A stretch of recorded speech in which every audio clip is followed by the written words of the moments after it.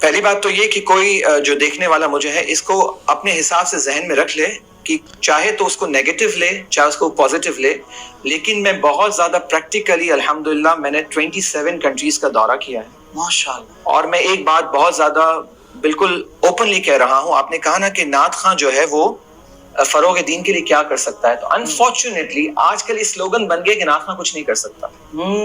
آپ نے دیکھا ہوگا اور اس کا نیگیٹو امپیکٹ یہ پڑا ہے کہ لوگ سمجھتے ہیں کہ every one is stupid. Unfortunately this is not the case. میں آپ کو ایک بیک گراؤنڈ میں لے کے جانا چاہتا ہوں. میں جس خان وادے کی ہاتھ پر بیعت ہوں، نمبر 1 وہ جو میرا سلسلہ لینیج ہے میرے دادا سے.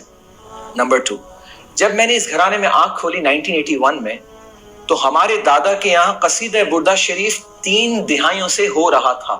واہ واہ واہ واہ، سبحان اللہ. سالانہ ربیع الاول شریف کی بڑی رات، جس میں آپ ماشاءاللہ اب تو شرکت آپ بھی کر رہے ہیں کیونکہ آپ ماشاءاللہ ٹائم دیتے ہیں کراچی میں، تو آپ نے دیکھا ہوگا. اور اس وقت میرے دادا حضور کے دور میں اس دور سے ماہانہ 11ویں شریف کا ختم غوثیہ کا پروگرام چلتا تھا اور متواتر ثنا خواں حضرات تشریف لاتے رہے ہیں. ثنا خوانی کو عروج اس دور میں بھی ملتا رہا ہے اور قصیدہ بردہ شریف کی محفل میں بھی ثنا خواں کا ہونا لازمی. اس کی کچھ پری ریکویزٹس ہیں. اگر آپ کو واقعی نعت خوانوں کو لگتا ہے کہ نعت خواں بالکل کچھ نہیں کر رہا، I can give you a biggest example in the form of الحاج محمد اویس رضا قادری. انہوں نے نعت خوانی کو ریوائیو کیا ہے. آج بچہ بچہ ان کی گیت گاتا ہے، ان کی وجہ سے وہ باشرح بنے ہیں، کوئی شک نہیں ہے. آپ اس کی ایک اور پریکٹیکل ایگزامپل، لیونگ ایگزامپل ہے. میرے پیر و مرشد فجر میں اٹھتے، اگر زمبابوے تشریف لاتے، کہتے نثار کو اٹھا کے لاؤ، فجر کی نماز پڑھ کے سیدھا وہ مجھے نعتیں سنائے گا.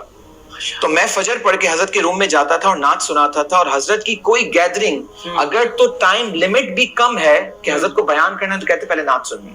واہ واہ واہ. تو کیا وہ نعت خوانی اور اب نعت خوانی بدل گئی ہے؟ میں نے تو پچھلے ادواروں کی بات ہی نہیں کی، میں تو ریسنٹ ڈیز کی بات کر رہا ہوں. لاسٹ 30 ایئرز جو میں نے دیکھے، تو میں نے تو اپنے آپ کو نہیں بدلا.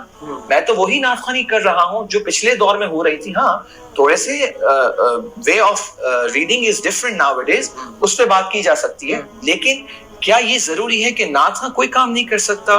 کیا پوری رات نعت خواں نعت پڑھ کے صبح فجر نہیں پڑھتا؟ ایسا نہیں ہے.